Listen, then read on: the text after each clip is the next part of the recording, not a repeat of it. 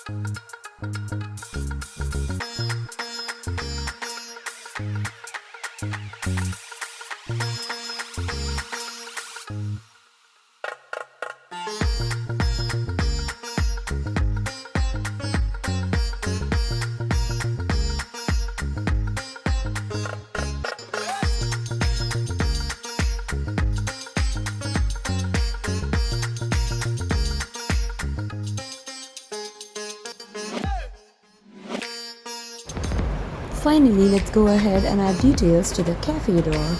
Though the reflection, actually the transparency that shows the things inside the cafe is something that I'm going to skip.